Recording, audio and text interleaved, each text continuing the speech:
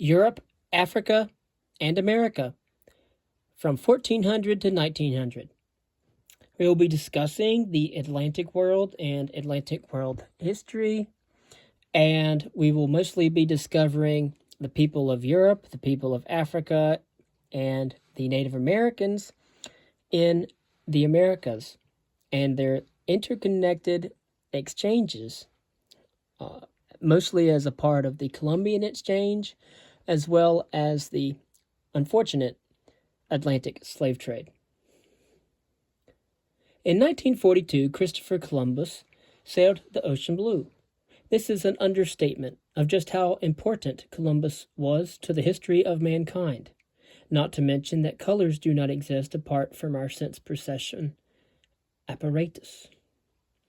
Atlantic history seeks to examine and explain the connections and exchanges that followed Christopher Columbus and his initial discovery. People moved across the Atlantic carrying with them ideas, trade items, goods, and cultures that shaped the areas that they encountered. For example, there were several things that were transported, and I won't go into all of them.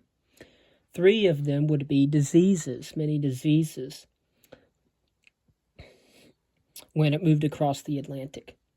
Many plants had been moved across the Atlantic. Indeed, some plants that were indigenous. For example, Kentucky bluegrass is indigenous. It does not come originally from the Americas. Also, animals were transported as well across the Atlantic. For example, pigs and swine, they are not indigenous to the United States. They are indigenous. They were brought here from Europe all the way across the Atlantic. J.H. Eliot once said, quote, "Atlantic world history is the creation and destruction, also the recreation of communities as a result of the movement across and around the Atlantic basin, of people, of commodities, of cultural practices, and of values. It is the study of how conditions, places, people, and events shaped other conditions, places, people, and events. Europe, Africa, and the Americas are all tied and connected to the Atlantic." And so, that is the Old World and the New World. J.H. Eliot, 1970.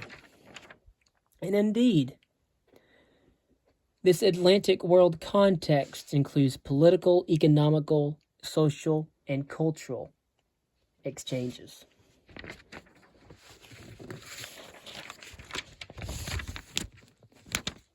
The impact that the discovery of the New World had on the worldview of the Old World.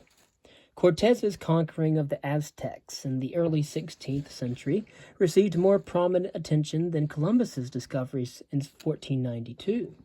Few intellectuals at the time took note of his discoveries. But why was this so? What was going on in Europe, i.e., the Old World, at this time? First was the Renaissance, which was often celebrated for its openness of mind, in some ways, and was a closing of the mind. But as the intellectuals and students and academics of the Renaissance period studied more of the classical era, they closed their minds in some ways to the New World, and leaving little room for Columbus's discoveries in the bodies of their work, they focused mostly on European history, Greek and Latin. By the mid-16th century, the Europeans were challenged by the New World, for the discoveries made many challenges to the intellectuals and politicians of the day to come to terms intellectually, politically, and culturally with the exotic lands of the New World. So the term barbarian, for example, had to be readdressed in how civilization should be defined, as the cultures that they encountered were in some ways equally developed as their own. Hernan Cortez's letters back to Europeans noting the peoples he had encountered, including the Aztec Empire, and the wealth that he had saw within its capital, according to Western sensibility, should not have existed. This challenged the religious outlook of Europeans, for how could a pagan society of this nature have developed and what must be done to convert them and to do away with their native culture and religious sensibilities. Politically, however, the continued expansion and activity within the New World brought a new earthly dimension of foreign policy for the monarchs of Europe, and naval development became even more crucial through this endeavor. Of course, growing a navy and army requires more resources and finances for exploration and colonization.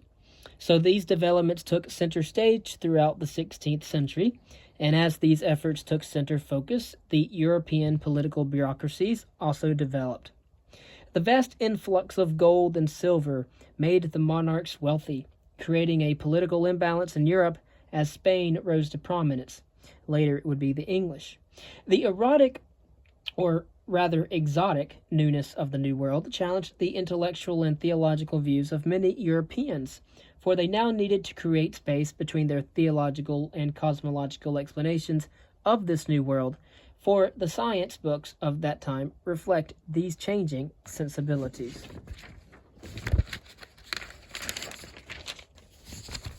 Maps and mapping, also known as cartography, the study of maps, or the art of writing and creating maps, went through dramatic changes in the 16th century as the New World was being discovered.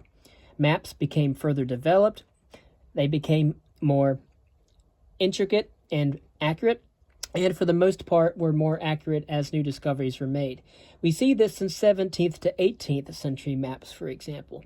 And by the close of the 18th century, the New World was firmly integrated into social, cultural, and intellectual, as well as commercial consciousness of Europeans of the Old World as the new zeitgeist was coming about. So much was the integration of the Old and the New World that an essay competition was held over the question, has discovery of the New World been useful or harmful to mankind?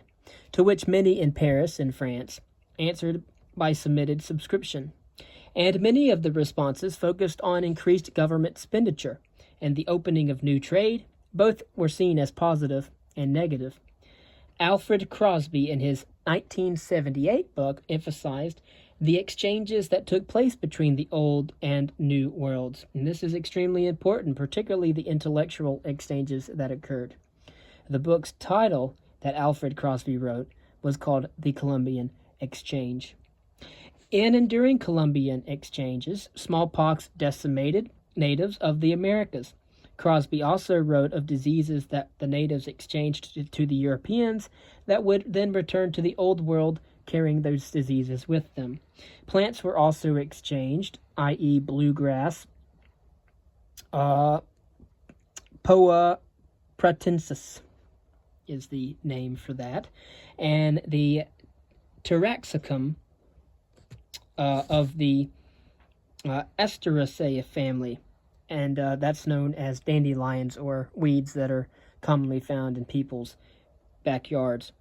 Potatoes and corn were foodstuffs that were brought from the New World to the Old World. Before this time, potatoes and corn did not exist in Europe.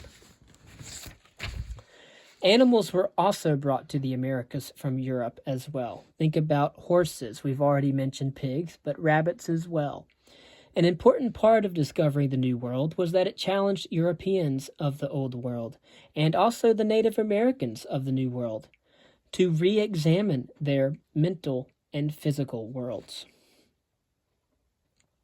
In our next talk, we will talk about the Iberians in the Americas. We will talk about the Moors, and then we will also talk about the Iberians, most importantly, in Spain.